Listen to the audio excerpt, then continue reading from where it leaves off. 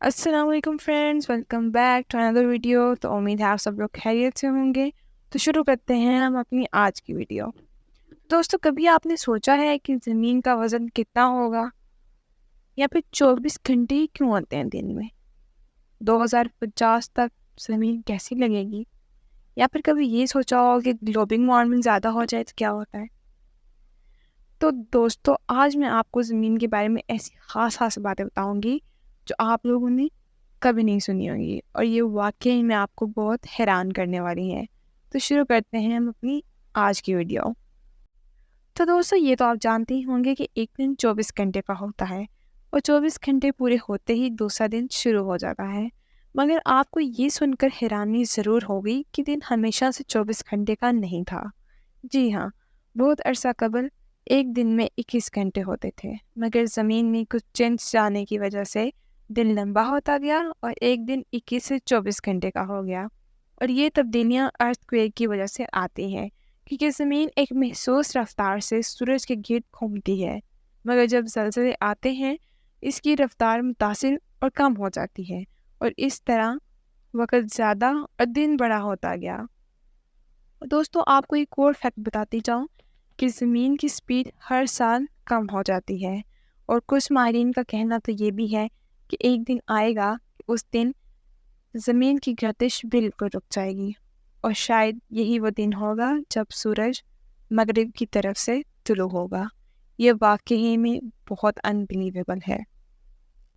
تو دوستو، اب بات کرتے ہیں وزن کی۔ تو اگر زمین کے سائز کی بات کریں تو یہ بہت ہی وسیع ہے، اس کا اندازہ لگانا ناممکن سی بات لگتی ہے، اور زمین پر موجود آبادی بھی اربوں کے حساب سے ہے۔ زمین کے اوپر بلڈنگ، گھر، درخت، پانی، پہاڑ اور بھی انتہا چیزیں موجود ہیں۔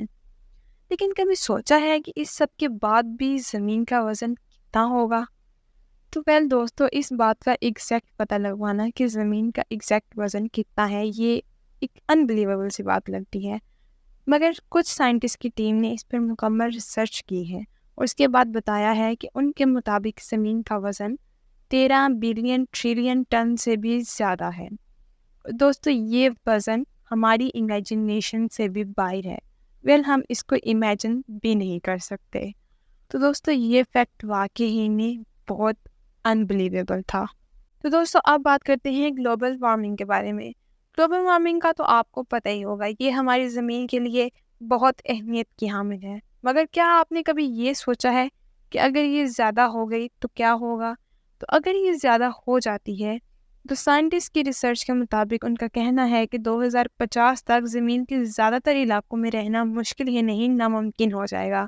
وہاں کا درجہ حرارت اتنا زیادہ ہو جائے گا کہ وہاں انسانوں کا زندہ رہنا، بلکہ کسی بھی جاندار مخلوق کا زندہ رہنا ناممکن سی بات ہے۔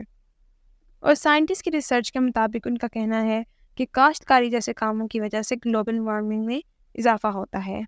تو دوستو، سائنٹسٹ کی ریسرچ کے مطابق تو یہ بھی کہنا ہے کہ 1000 سال کے بعد زمین پہ کسی جاندار کا کوئی نام و نشان نہیں ہوگا، کسی چند پرند کا، کسی انسان، جانور، درخت، کسی بھی چیز کا کوئی نام و نشان نہیں ہوگا۔ سب کچھ گلوبل وارمنگ کی وجہ سے جل کر راکھ ہو جائے گا۔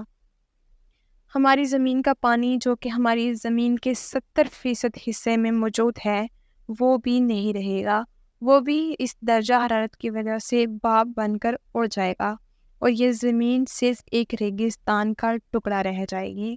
تو دوستو، یہ فیکٹ زیادہ انبلیویبل لگ رہا ہے مجھے، اور بہت ڈرا دینے والا لگ رہا ہے۔ تو امید ہے دوستو آپ لوگوں کو میری ویڈیو پسند آئی ہوگی، اور آپ لوگوں کے لیے انفارمیٹیو رہی ہوگی۔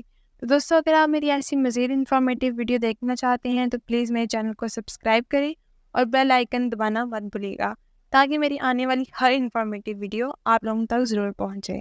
اللہ حافظ۔